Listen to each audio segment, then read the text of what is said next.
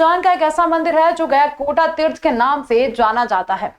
यह मंदिर जटेश्वर महादेव साईराम कॉलोनी काजीपुरा में स्थित है। यहाँ की मान्यता है कि भगवान श्री कृष्ण ने अपने गुरु के पुत्रों का तर्पण इस स्थान पर करवाया था।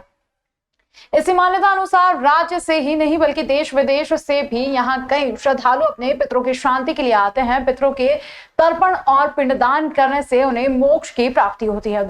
आते हैं श्रद्धालु श्राद्ध पक्ष में तो यहाँ जैसे श्रद्धालुओं का मेला लग जाता है।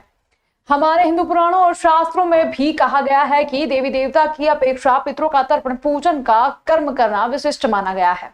भारतीय संस्कृति में पितृ ऋण से मुक्त होने के लिए अपने माता पिता तथा परिवार के अन्य मृत प्राणियों के निमित्त श्राद्ध करना, पितृ के समक्ष पूजन और तर्पण करना अनिवार्य माना गया है। गयाकोटा एक सिद्ध तीर्थ है जहां पर हमारे पितरों के समक्ष पितृ पूजा एवं तर्पण करने से हमारे पितरों को मोक्ष की प्राप्ति तो होती ही है, साथ ही यह कर्म करने से हमारे वंश और जीवन में आनंद की अनुभूति है। मन प्रसन्न होता है और जीवन के कष्टों से भी मुक्ति। मान्यता अनुसार जो गयाकोटा में जाकर एक बार कर दे तो उसके सभी पितर सदा के लिए तृप्त हो जाते हैं। इसलिए तीर्थ का भी उतना ही महत्व है जितना कि बिहार के गया का महत्व है।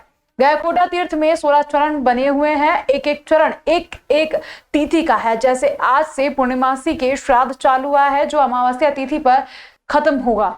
यहाँ दूध जल तुलसी शैवत अर्पण करने से हमारे पितृ प्रसन्न होते हैं। घर परिवार धन दौलत में उन्नति की प्राप्ति होती है।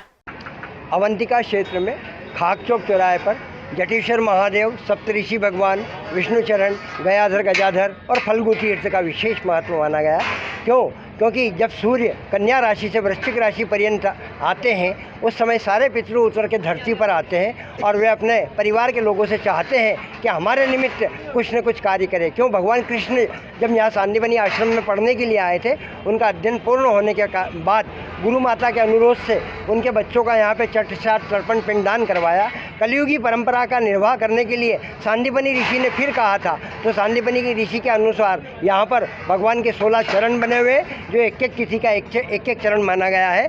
और पूर्णमासी तिथि से लगा करके सर्वपितृ अमावस्या तक 16 दिन जो महालय श्राद्ध होता है, इन 16 चरणों के ऊपर एक एक तिथि के अनुसार दूध जल तुलसी पत्र श्वेत कमल और तुलसी मंजरी चढ़ाने से हमारी कुत्तर पीढ़ियाँ मोक्ष को प्राप्त होती है और हमारा स्वयं का मोक्ष होता है। क्योंकि राथांतर कल्प में सर्क तर्क नाम का एक ब्राह्मण था। उस ब्राह्मण के हाथ से हिरण के 5 बच्चे मर गए थे।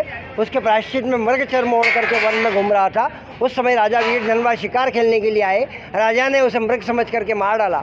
राजा ब्रह्म हत्या से काला और जटाधारी हो गया। जब आगे गया राजा तो भालव मुनि की कपिला गाय बंधी हुई थी, उसको भी मार डाला। वह थक करके एक वट वृक्ष के नीचे सो गया। कुछ व्याघ्र जानवर राजा को मारने लगे।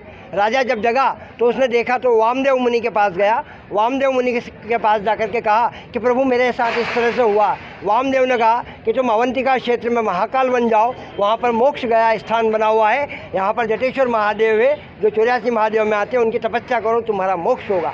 श्राद्ध के समय में प्रतिदिन ये कथा सुनने से और दूध जल तर्पण करने से हमारी कुत्र पीढ़ियाँ प्रसन्न होती है, जिससे व्यापार व्यवसाय धन दौलत घर परिवार वंश में वृद्धि होती है और आनंद की प्राप्ति होती है।